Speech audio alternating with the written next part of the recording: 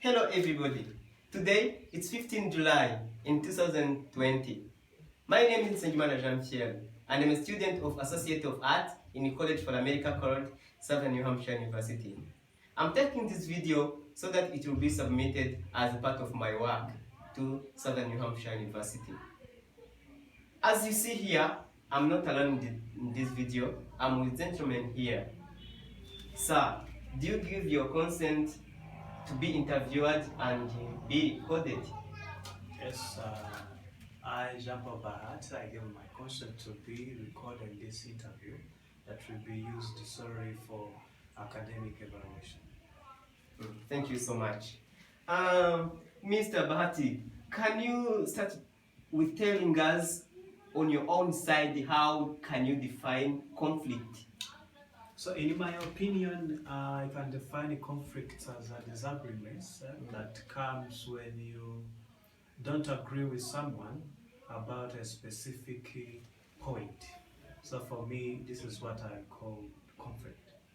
Okay, thank you so much. Did you ever have a conflict at your workplace?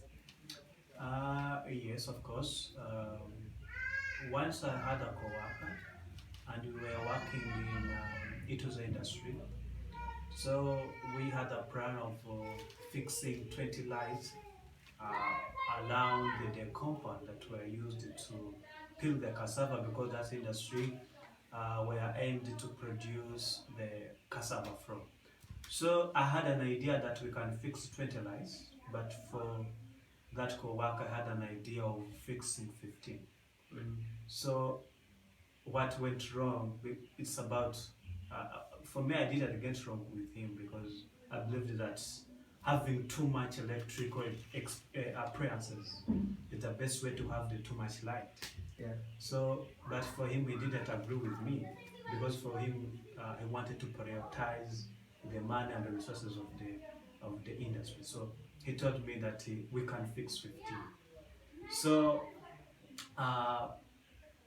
that is how the conflict was, and we didn't agree for that issue, which means that there was a conflict. Okay.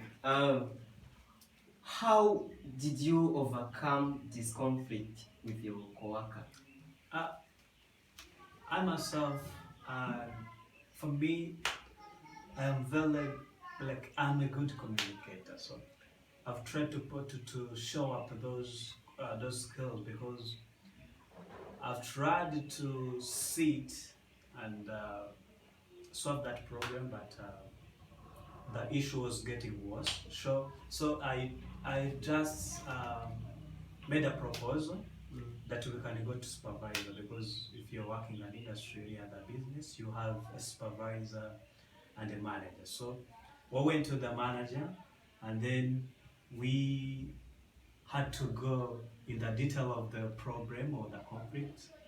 So he gave us a concrete decision that we can fix 12, which means that all of us will fail, because that co-worker, he thought to install or to fix 15, and they had thought that I can fix also 20, which means all of us will have failed, but the conflict was arised.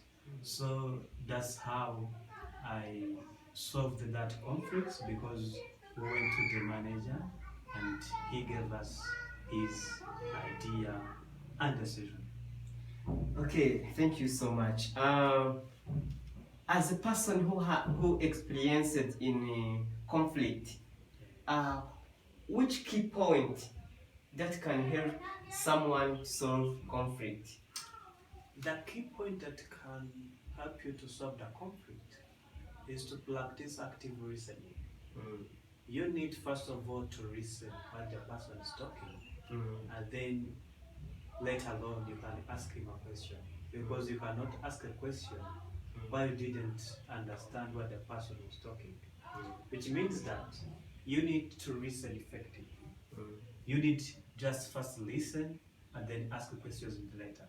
Okay. So that is the best way of beating the conflicts, because if you didn't listen, you can end up fighting with the person Because first of all, if you are speaking and that person is also speaking, I just didn't know that you can get any other answer which is positive from that.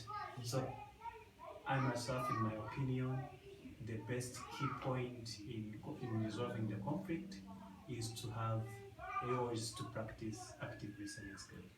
Okay, thank you so much. Another question: how can you take as being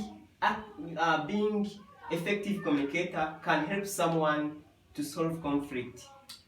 By the way, being an effective communicator can help you to solve the conflict because communication comprises many things. Yeah.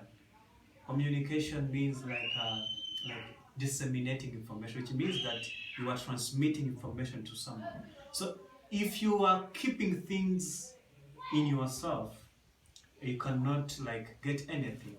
Which means that if you're a good communicator, you can just forward your questions. You can just hearing the ideas of another person. You can just collect a big amount of information from being effective communicator. If you are not communicating, you cannot get any information you want. If you are not communicating, the people uh, cannot know what you are thinking, which means that effective communicator can help you to solve the conflict because we can sit with that person and then discuss or what brought the conflict and how can take the restorative measures to solve that conflict. That's how I see that communication can help you to solve the conflict. Okay, thank you so much for your participation in this video. Thank you so much. Thank you very much. Thank you guys for being attentive for this video.